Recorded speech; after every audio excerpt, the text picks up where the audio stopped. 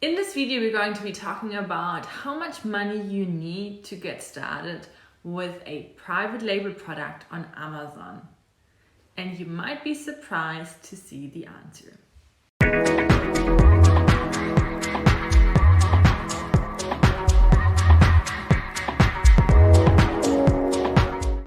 Hello and welcome to the Q&A Tuesday. My name is Laura and I'll be answering your questions about Amazon, FBA and e-commerce. Today we have a question from Kimberly and she is asking, how much money do I need to get started with a private label product on Amazon? In the past few years, e-commerce sellers and private label sellers have become much more sophisticated than they used to be 2015, 2014. So while someone could have gotten started less than $1,000 back then, these days you are required to have a bit more of a budget. I'm going to jump on my computer now and go through the numbers with you. So I'm at my laptop now. Let's go through the cost that you need to calculate with. I have broken it down into mandatory and optional cost, but optional but still recommended. So let's get started. The first thing is the Amazon account. It does cost $39 monthly. You will not need it right from the beginning. When you're still doing your product research, it might not yet be necessary, and you could get started with a individual account where you do not pay a monthly fee.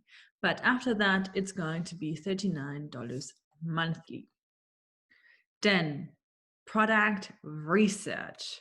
You will need tools to do your product research properly. And I do not recommend you to do your product research without using any sort of tool to analyze the data. You cannot do research based just on your gut feeling. It might work with some, but it is really a guessing game, and it's like playing the lottery. You don't want to be putting products on the market without having any data points to validate your ideas. So the best tool I do find is Helium 10. It's $97 a month. I do have a 50% off coupon code. It's just for 1 month, 50% off, but it's still pretty good. I love this tool, and it's the tool that I do recommend. Over the years and comparing the data with a lot of different accounts, I found that Helium 10 is the most accurate one. Then there is also a sales estimator from Jungle Scout, so they do have product research offers as well. So that is $69 a month. If I do compare both though, I do recommend, or I do prefer Helium 10. This is what you would certainly need to do your product research. You will need to calculate with at least 1 to 2 months of the use of your tools. Then business setup. You can sell as an individual person or you can sell with a business. It's not mandatory that you do have your business, but it's highly recommended. So setting up a business, depending on which country you are in and what sort of business you do set up, does come with a different cost. An average business setup fee is $500. This is something that I have put into the additional cost, but still recommended. Also, you might need some virtual office or virtual address to not have to disclose your personal address. Because from this year onwards, you will need to disclose the address of the business or the business owner, and that would have to be disclosed on the Amazon page. So if you do not want people or your buyers to have your personal address, you would want to have a virtual office where you can have an address and all your mail sent to. Then, of course, we need a product. And I have taken an average cost. So, of course, I can't give you an exact estimate here because it depends a lot on what product you're choosing. So now I'm assuming you want to be selling a product for around $15 and you are sourcing a product that is going to cost you around $3. You get around 500 pieces, and that's what I'm calculating with here. So you will need some money for samples, around $200. I do recommend you get multiple samples from different places, from multiple manufacturers, and then get it sent together. So you can have all your samples accumulated and consolidated into a shipping that you can do through a freight forwarder. So you can calculate with around $200.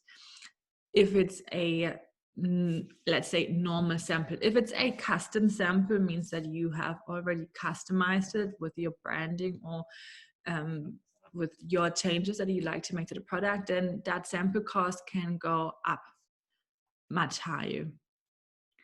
Then, assuming that your product does cost $3 and you take 500 pieces, you will be spending $1,500 just on the product. Then we do have packaging. Here again, assuming 70 cents, 60 cents for the packaging. So then you are going to be at $300. You will need a barcode from GS1. You can get that from $50. If you do get them from Germany, for example, you can get them for $150 roughly if you get them from the UK. Getting them in the US, it's going to cost around $250. It's all GS1, so you could still get a code from a different country, such as Germany, for example. It's like a little hack that you can do too. So you still have a GS1 code, but do not have that high investment of $250 to get that code. Do not get your codes from any other third-party offer, because this is going to really bite you in the ass at some point. Those are codes that are second-hand codes. Those are used codes. They're still GS1 codes, but those are used by companies that have since then gone out of business and so on. But however, each code has specific numbers in it that will tell Amazon or will tell GS1 what type of product it is, what category it is, and what the business owner is.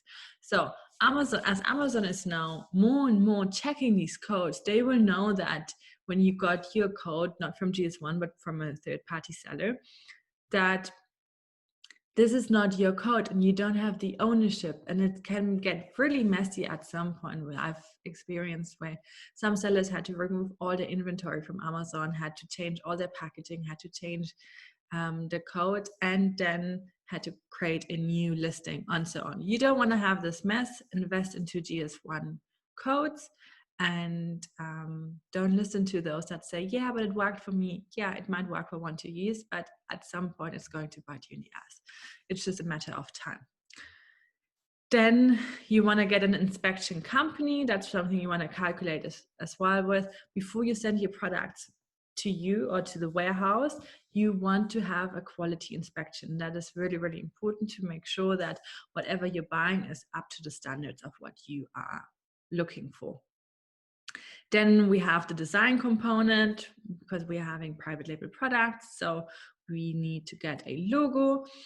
Here there is the average cost of $100. I'm assuming here that you're going to go for budget options. So Fiverr with $100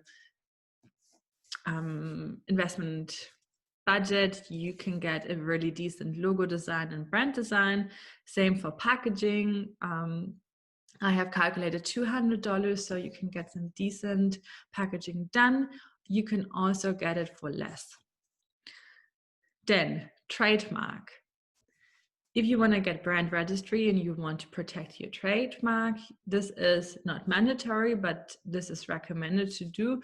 If you get one, for example, in Germany, you will pay $500. If you're going to get it through the Amazon IP Accelerator, you will have to calculate with around $900 to get your trademark.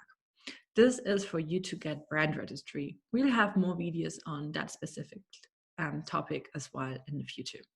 Then shipping. This is just a rough calculation. You will want to check how much shipping is, of course, but for a product that is like small, and 500 pieces.